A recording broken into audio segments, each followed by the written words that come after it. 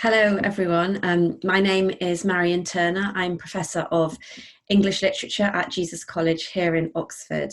And first of all, I'm just so sorry that I can't talk to you live today. It's always a highlight of my summer, talking to the brilliant Seren students and particularly hearing your questions after my talk. So I'm really sorry that this year the summer school has coincided with a week that I'm away. So I'm pre-recording this instead, and apologies in advance for any technological hitches that may occur. So I'm going to be talking to you today about the supernatural in literature. I know your theme for the summer school this year is the super. So I'm going to talk about Green Nights and Nightmares, the supernatural in literature. And I'll be talking mainly about three different texts from across time. A bit about Beowulf, a text which was written around the 10th century, a bit about Sir Gawain and the Green Knight, a 14th century poem, and also about Mary Shelley's Frankenstein, written in the early 19th century. So I'm going to start by talking a little bit about Sir Gawain and the Green Knight. As I say, this was a poem written in the late 14th century, but it's a poem that still holds a real fascination for people today, 650 years on. It was recently translated by Simon Armitage, one of our most eminent poets. And this summer, a major film called The Green Knight is coming out, which is based on Sir Gawain and the Green Knight. It's recently been released in the US. So a lot of people I know in America are watching it and talking about it, but unfortunately it hasn't yet been released in the UK. But hopefully we will all get to watch it in a few weeks' time. And I hope you will all go to see it and read the poem as well. Ideally, read the poem first and then go to see it and see what they've made of it. So I'm going to show you the trailer of The Green Knight just to get us started.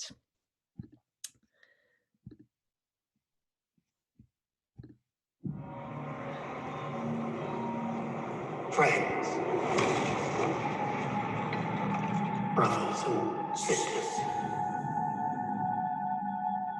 who can regale me and my queen with some myth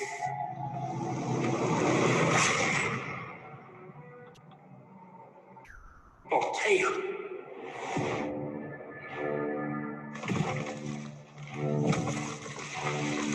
O greatest of kings, let one of your knights try to land a blow against me. Indulge me in this game. I will be deep.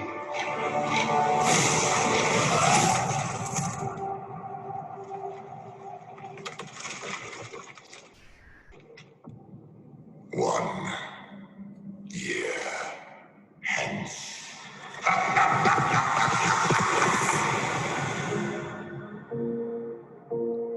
Another year nearly gone already. You must seek him out. Was it not just a game? Perhaps, but it is not complete. You find no mercy, no happy end. Why do you stop me? Your doom is at hand.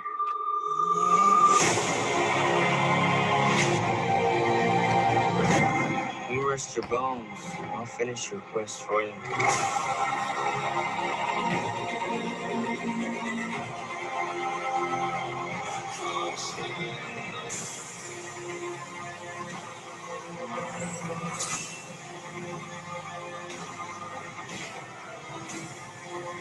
And what do you hope to gain from facing all of this? Honor.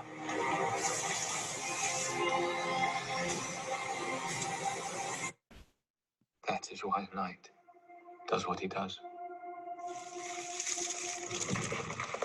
Are you ready?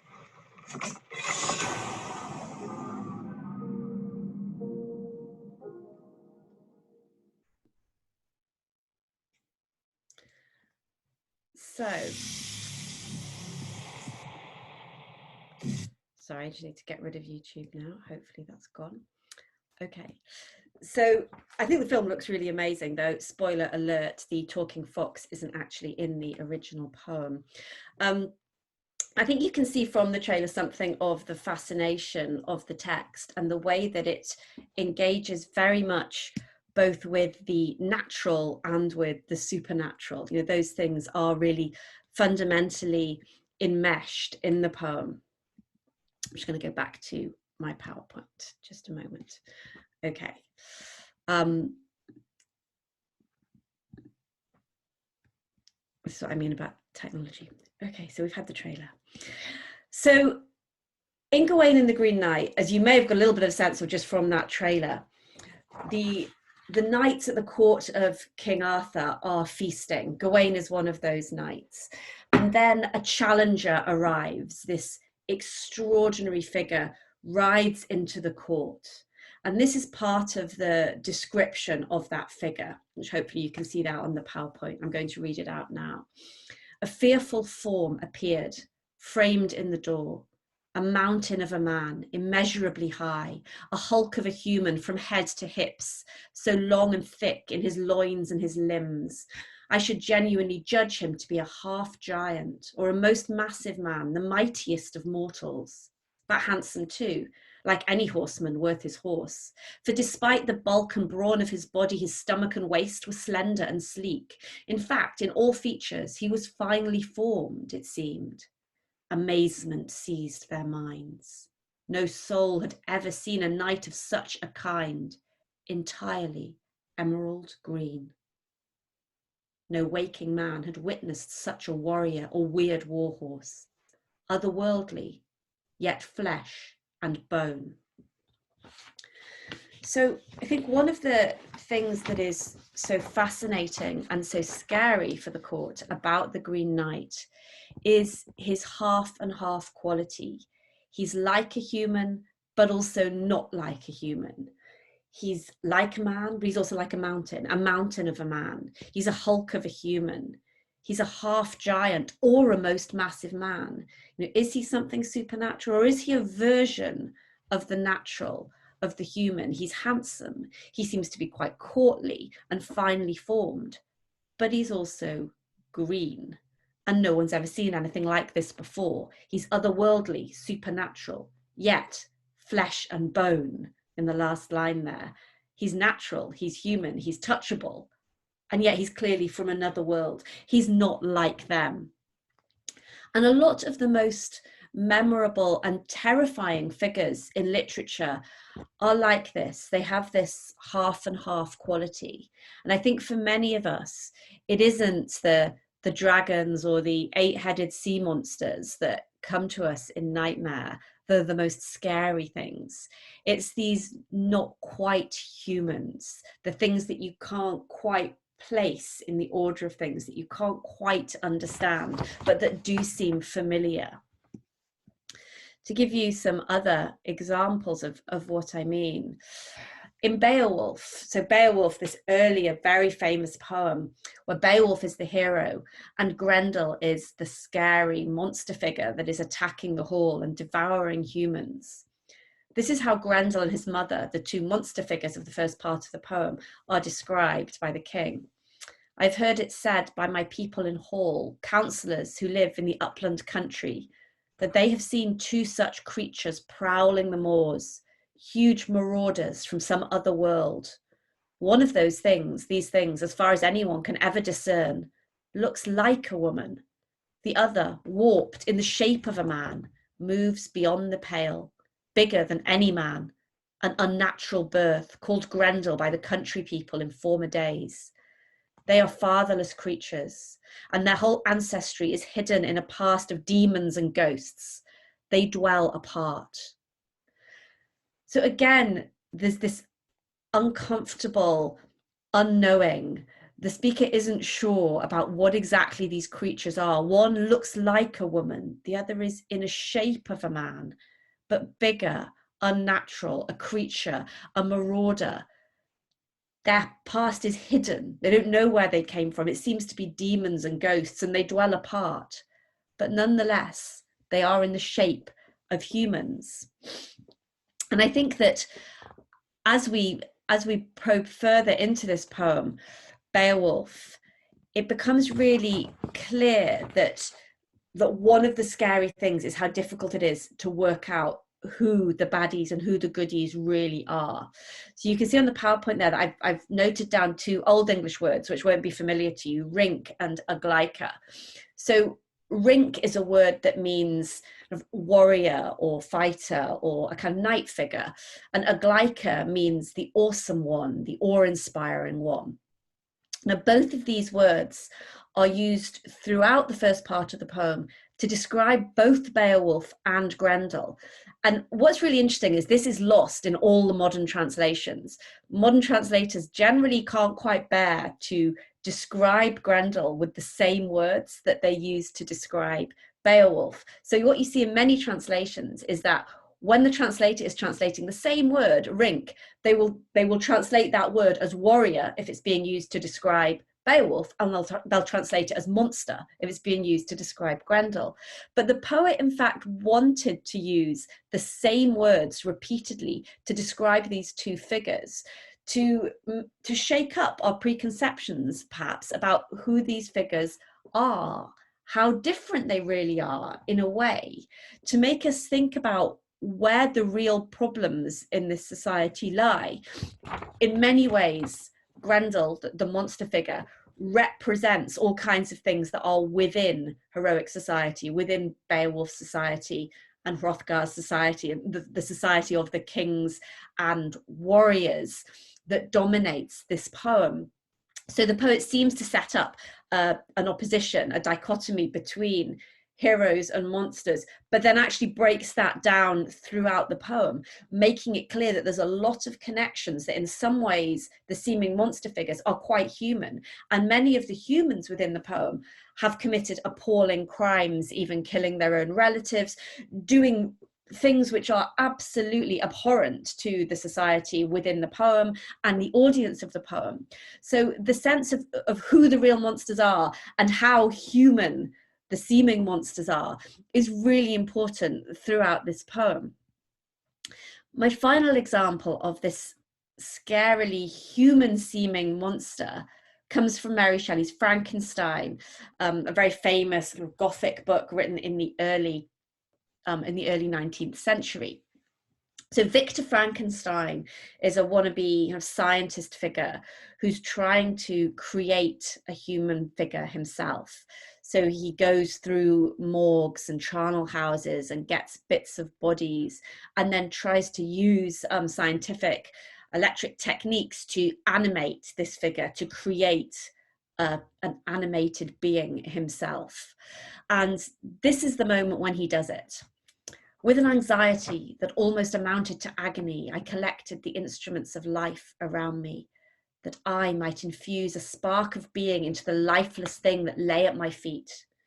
It was already 1 a.m. The rain pattered dismally against the panes, and my candle was nearly burnt out when, by the glimmer of the half-extinguished light, I saw the dull yellow eye of the creature open. It breathed hard, and a convulsive motion agitated its limbs. How can I describe my emotions at this catastrophe, or how delineate the wretch whom with such infinite pains and care I had endeavoured to form? His limbs were in proportion, and I had selected his features as beautiful. Beautiful. Great God! His yellow skin scarcely covered the work of muscles and arteries beneath. His hair was of a lustrous black and flowing, his teeth of a pearly whiteness, but these luxuriances only formed a more horrid contrast with his watery eyes that seemed almost of the same colour as the dun white sockets in which they were set, his shrivelled complexion and straight black lips. Oh, no mortal could support the horror of that countenance. A mummy, again endued with animation, could not be so hideous as that wretch. I had gazed on him while unfinished. He was ugly then, but when those muscles and joints were rendered capable of motion, it became a thing such as even Dante could not have conceived. So again, in this description, there's a real blurring about whether this is a human figure or not. And indeed, this is a creature that Victor Frankenstein has made from bits of humans, but now he sees that having put them together in this unnatural, supernatural way, they don't seem human to him. But the human parts are, in a way, what makes it so monstrous when he talks about the horrid contrast, the fact that this is human-like, it's got the same features and hair and teeth, but it's like something dead that's been animated, a mummy, again endued with animation, and that makes it absolutely hideous. It was hideous, he says, and ugly even when dead, but it was being given that animation, made to act like a human, that has made it even more monstrous, more hellish to him. And that's what he means when he says even Dante, who wrote about all the tortures of hell in his Inferno, in the Divine Comedy, even Dante couldn't have imagined this. This is to him, to Victor Frankenstein, this is to him an absolutely hellish, monstrous vision, this human-like thing that he has created. He doesn't know how to categorize it. And that's something that he finds particularly horrifying and terrifying.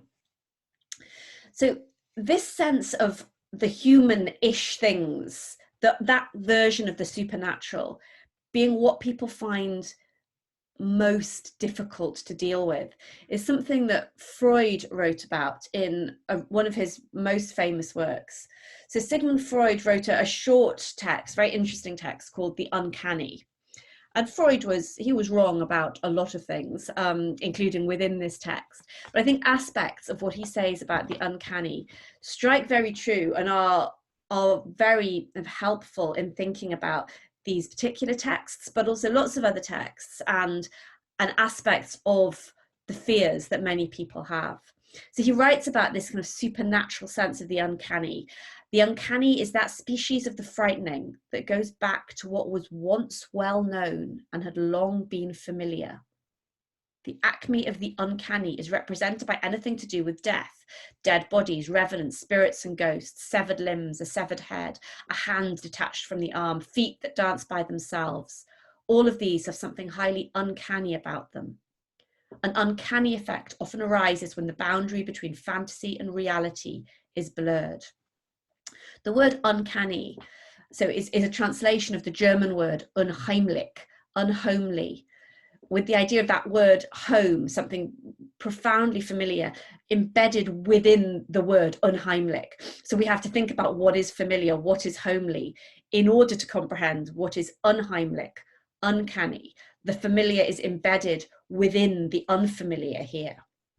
That's what Freud is saying about this kind of fear, that we see something that was once well known and familiar, something that should be comforting that we know, and then we see its monstrosity.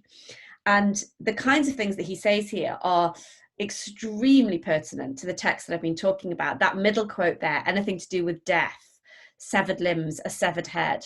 So in Beowulf, the one of Grendel's limbs is indeed severed. In Gawain and the Green Knight, the Green Knight's head is cut off in that opening scene, but it turns out that he can survive without his head, and he picks up that head. We see this this image of the body being torn apart. Frankenstein is completely made up of bits of detached bodies, which are then put together and start to dance by themselves, in effect, as this quotation suggests. So it is that sense of a kind of animated death, of things that keep coming even when they should be dead, when they should be not able to affect us. And that sense of the boundary between fantasy and reality being blurred, I think, is really important. That in all of these texts, they're not taking place in completely fantasy worlds. There's all kinds of things about the text that are rooted in realism, that are familiar to the audiences. And yet there's this sense of the incursion of the uncanny, the not quite right, into the text. And I think it is really interesting to think about why the familiar can be so scary to us. You know, why do a lot of us, maybe not you, but a lot of us do find these kinds of things very frightening. And we certainly see in texts and movies and all kinds of cultural artifacts across time, evidence that this is the kind of thing that frightens people, that captures their imaginations, that speaks to their imaginations, this aspect of the supernatural. And I think partly it goes back to what I was just saying a moment ago about Beowulf, that this sense of the uncanny reminds us that these supernatural figures often represent the evils within ourselves, within our own societies, what we might in fact be, rather than something clearly other. Because in a way, it's less frightening if you say, okay, the scary things are all over there, we can shut them out, we just have to crush that other thing that isn't us. Whereas if the things that we're frightened of, if the real darkness is inside our families, inside our social groups, even inside ourselves, that is in many ways much, much scarier. As I've already said, Grendel in many ways represents problems within Beowulf's own society.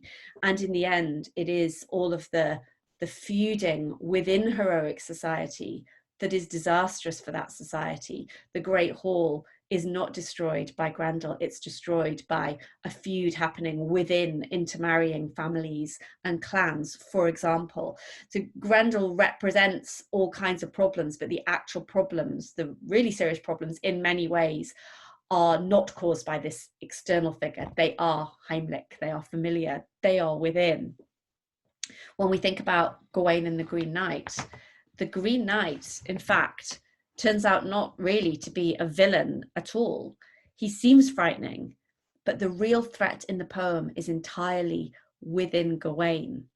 So what we see in the poem as a whole is that what you think the test is not the real test. There's all kinds of very complicated and brilliant plotting within this poem.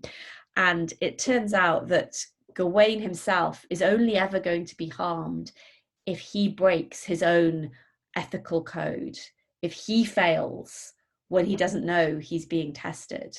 So the threat actually is within his own morality. It doesn't come from the seemingly scary external figure, which is a very clever and important aspect of the poem. And in the end, Gawain comes to this realization, this has been about testing himself within. It's not been an external test, it's been an internal test.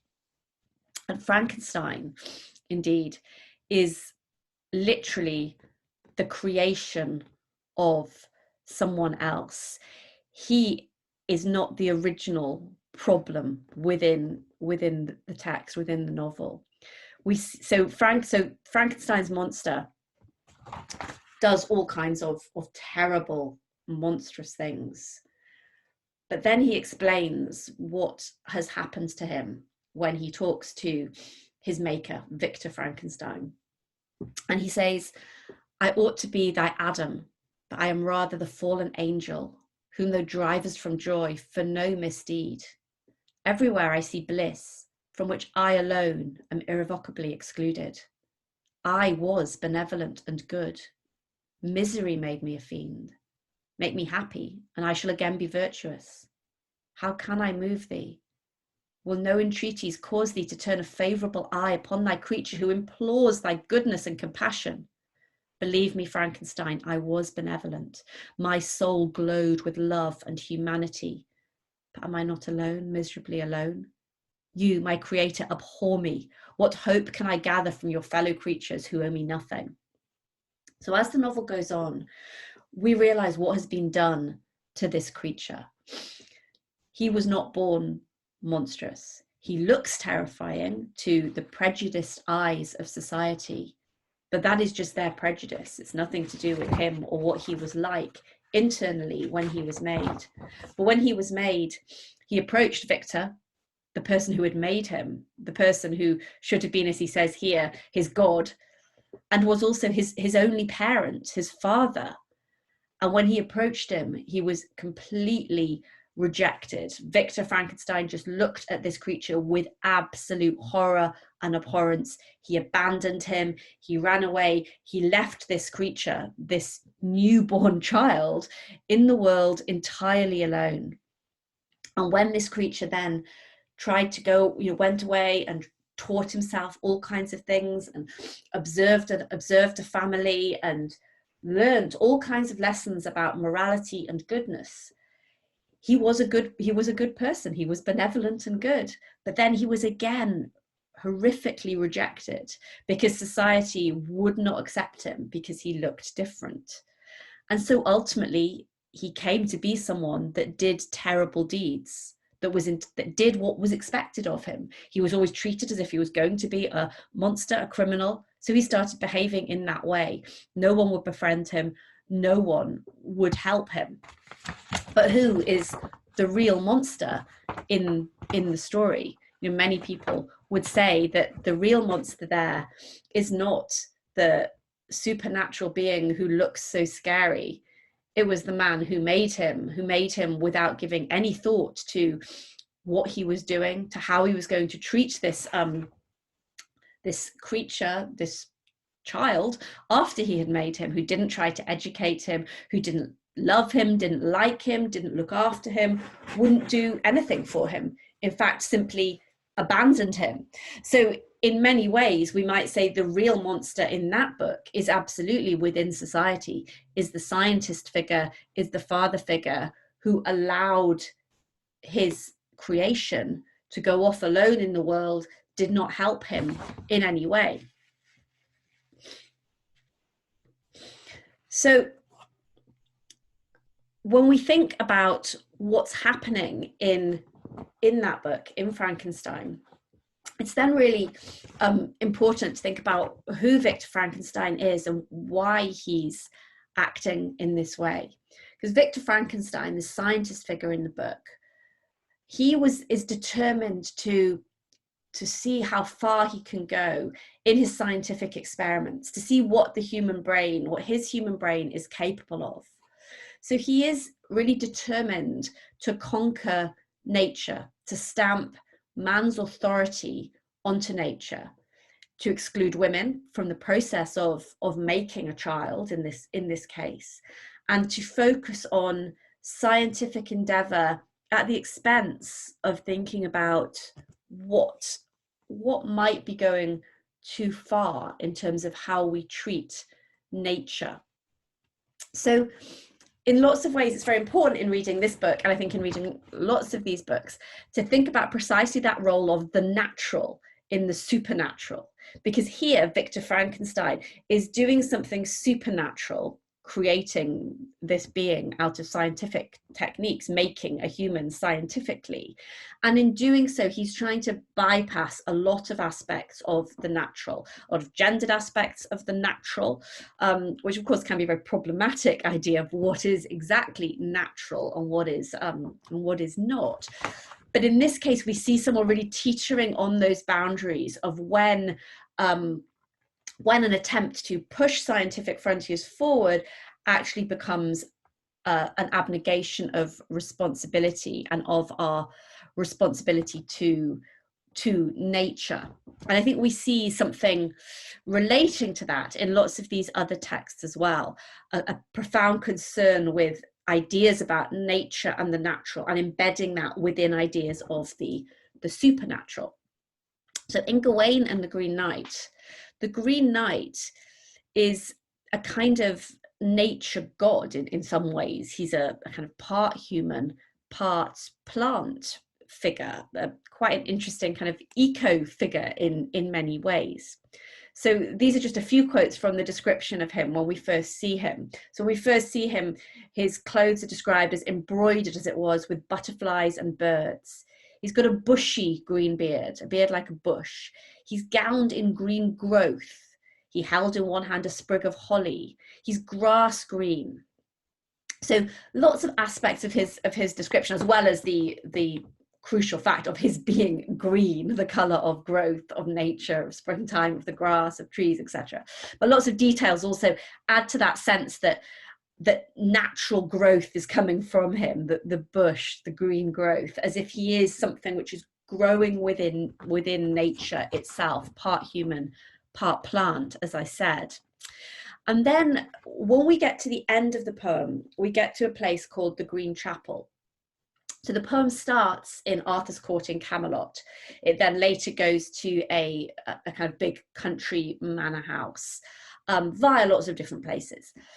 But Gawain has been told that he has to meet the Green Knight for the second part of the challenge. He has to meet him in this place called the Green Chapel, and he searches for that.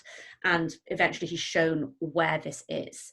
So the final quotation on this page here is a description of that Green Chapel. Then Gawain strides forward and circles the feature, baffled as to what that bizarre hill could be. It had a hole at one end and at either side, and its walls, matted with weeds and moss, enclosed a cavity like a kind of old cave or crevice in the crag. It was all too unclear to declare.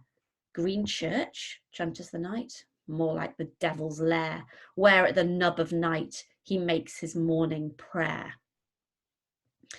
So I think one aspect of Gawain's response here that I find really interesting is that he finds nature so scary here. He thinks that something natural must be supernatural, must be devilish, because what is described here is a cave, something with walls of weeds and moss.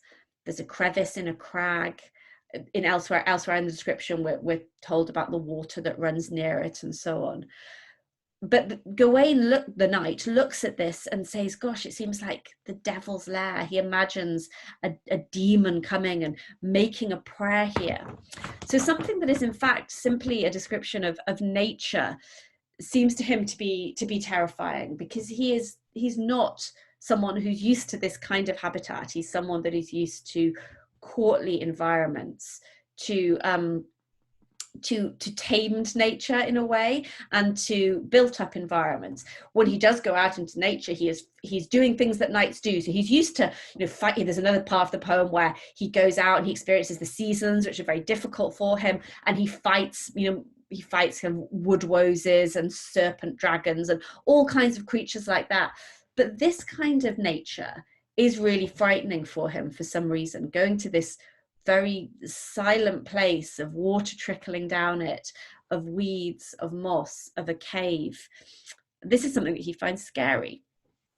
And I think when we think about the role of nature in all of these texts, one of the things that I think is an important aspect of these texts is the way that all of them are in some ways about human colonialism, about human attempts to take over other countries or areas and to subdue nature, which is one of the fundamental things that a great deal of colonial expansion and endeavor attempts to do.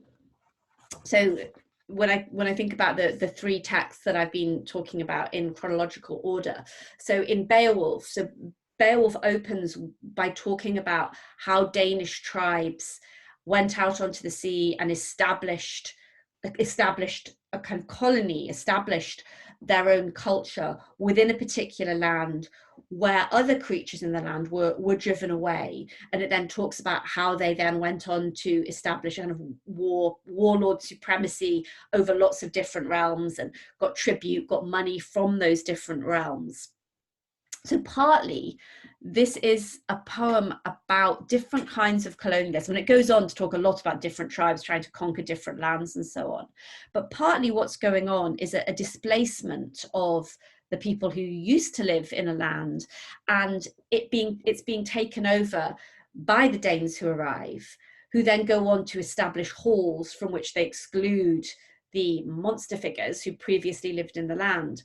And one thing that Seamus Heaney did when he wrote a translation of Beowulf, I suppose about 20 or more years ago now, but it's a great translation. If you're going to read Beowulf in translation, Seamus Heaney's translation is a really good one to start with. And so one of the things that Seamus Heaney did, who of course was a well-known Irish poet, was he rewrote aspects of the text within an Irish context. So he wrote in his introduction the way in which this poem spoke to him as a poem which you could connect with lots of different stories of conflicts over land and colonialism. And he saw it partly in that modern context of the Anglo colonization of Ireland. When we turn to Gawain and the Green Knight, it talks about a couple of different, or it relates to a couple of different aspects of colonial expansion. So the poem starts, in fact, by talking about the fall of Troy and the way that after the fall of Troy, the Trojans spread out across Europe and established new realms across Europe, Rome, but also in France and Italy and in Britain. So the descendant of a Trojan knight, Brutus, legend said that he had come and founded Britain, which the name Britain was supposed to come from his name, Brutus. I mean, none of this was true, obviously, but it was these were myths of the original foundation of lots of European countries, and the myths were that they came from colonial takeovers dating back to the fall of Troy. But lots of critics have then talked about the fact that the poem itself, as we move on through the poem, is set against the background of the English incursions into and colonization of Wales. So there were a lot of conflicts on the borders of Wales at the time this was written in the late 14th century.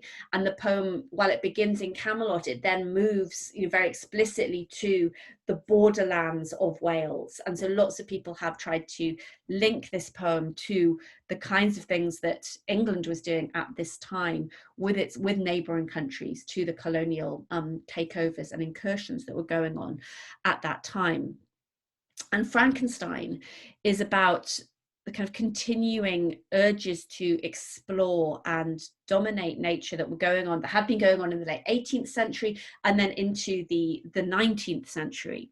So in a way, Frankenstein's attempts to impose man's, and it is very much man here rather than man and woman, so Victor Frankenstein's attempts to impose kind of man's power on nature, as in the human body, is set against kind of parallel attempts at this time when men were trying to impose their own wills on nature, as in landscape and place. Because the story of Victor Frankenstein is framed by Mary Shelley. She frames it within a story of discovery and exploration. So the book begins with letters from a polar explorer. So this comes right from near the very, very start of the book, the first letter. So this is from a polar explorer who's trying to go to places where no one has ever been to before, and while he's in these polar wastes, he meets Victor Frankenstein, who tells him the story of what's happened to him. So it's kind of nested stories that thematically very much connect with each other. So this is what he writes in his letter. I may there discover the wondrous power which attracts the needle, and may regulate 1,000 celestial observations that require only this voyage to render their seeming eccentricities consistent forever. So he's talking about magnetic north there, about his attempts to find magnetic north and the North Pole. I shall satiate my ardent curiosity with the sight of a part of the world never before visited, and may tread a land never before imprinted by the foot of man. These are my enticements, and they are sufficient to conquer all fear of danger or death, and to induce me to commence this laborious voyage with the joy a child feels when he embarks in a little boat with his holiday mates on an expedition of discovery up his native river. But supposing all these conjectures to be false, you cannot contest the inestimable benefit which I shall confer on all mankind to the last generation by discovering a passage near the pole to those countries to reach which at present so many months are requisite, or by ascertaining the secret of the magnet which, if at all possible, can only be effected by an undertaking such as mine. Now, in some ways, the attempts to be curious, to discover new things, to find out new areas of knowledge. Of course, there are many really admirable things about that, and in universities and research, lots of people are doing that.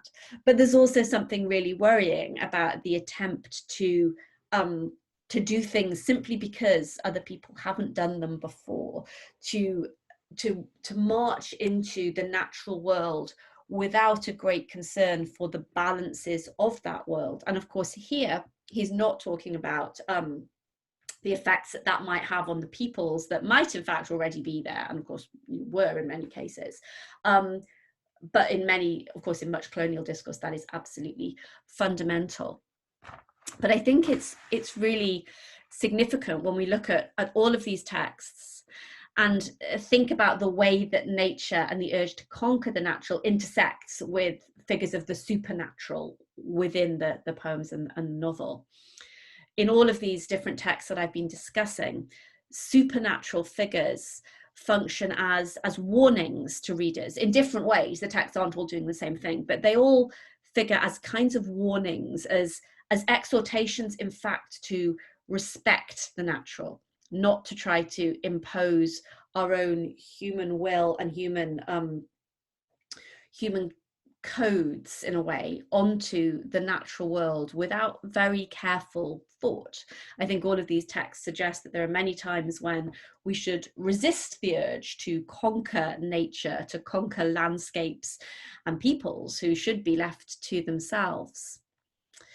When we think about Gawain or Victor Frankenstein, they're very frightened of the supernatural, of the uncanny. You know, that comes through in the quotes that I've already shown you, and in the whole plots of those texts. They're frightened of the supernatural, they're frightened of the uncanny, but they're also, in fact, frightened of nature. They have a fear of nature, and they want to attack and control nature, to establish a mastery over nature, which is something that they can't quite comprehend. So I think that thinking about the supernatural always brings us back to the natural, that natural that is embedded in the supernatural, just as the Heimlich is embedded within the Unheimlich.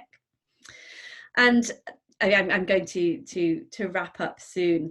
But thinking about some of these issues, I couldn't help but think a little bit about things that have been in the news very recently, about some of the people who conceive of themselves as today's supermen, people who are trying to do things that are almost supernatural in their space explorations. It's interesting that many super rich billionaires at the moment are trying to do things which they think of as supernatural, going off into space on their own voyages, colonizing space. And some of them have talked about the fact that they want to think of ways that we can recreate human society out in space. And of course, the reason for that is that humanity has messed up nature on our own planet so dramatically that these kinds of almost superhuman, almost supernatural feats are seeming necessary to some of these figures, rather than trying to fix the disasters of nature on our own planet, trying to think about climate change or the kinds of human incursions into forests and so on that have led to appalling pandemics, just to give one example. So I think it's quite interesting to think about the continuities here between the things I've been talking about with Frankenstein and so on, and today's explorers who are trying to, I think, leave nature behind in order to make new colonies in space. And when I think about people like Jeff Bezos, I wonder what comes to them in their nightmares. So to conclude, I think that a lot of literature shows us that it is what is known, what is natural, that we really fear. The danger is usually inside the house. It doesn't usually come from strangers or from monsters, and that is terrifying for anyone. The lesson of Gawain and the Green Knight is fear what is inside your culture, fear what is inside yourself, or what might be inside yourself, rather than fearing what is supernatural, what looks different, what looks other. Think about what's inside. And in fact, ultimately, the text suggests that we should embrace nature, don't only embrace man-made culture. To know himself, Gawain has to go to nature, has to go to the Green Chapel, and that becomes the place of self-knowledge. There's a crucial scene in that Green Chapel at the end of the poem where he does come to some kind of self-knowledge, self-awareness, but he has to be in nature, away from the court, away from the household, away from man-made structures, to come to that understanding of himself. To him, that Green Chapel seems initially supernatural, but it's really fundamentally natural. There's a lot of green men, in fact, in British culture. I'm showing you a picture here, a carving from a church of a green man. you can find these carvings of green men across lots of churches, dating back many hundreds of years. There's also lots of pubs in Britain called the Green Man. And I believe this very week there is a festival in Wales, the Green Man Festival, which harks back to lots of these ideas about connectedness with nature. And the fundamental aspect of the Green Man that you can see here in this church carving is that it brings together humanity and plants. We see here the Green Man is a human figure, has a human face with plants growing out of his mouth, coming out of his face, encircling him. So the idea of the Green Man symbolizes a symbiosis between humanity and other aspects of nature, plants, the things that grow in nature, as well as humanity, that those two aspects of the world have to work together. So green men symbolize man and nature's interconnectedness, not something. So when we look at a green man, it looks like something supernatural. But the idea of the Green Man is that this is not supernatural. This kind of image should be part of the balance of the world. And this is a balance that we have, of course, upset hugely over the last couple of centuries, and particularly over recent decades. So perhaps we all need to be a bit more like this supernatural, natural Green Man. Thank you very much for listening, and I hope you have a great rest of your week. Thank you.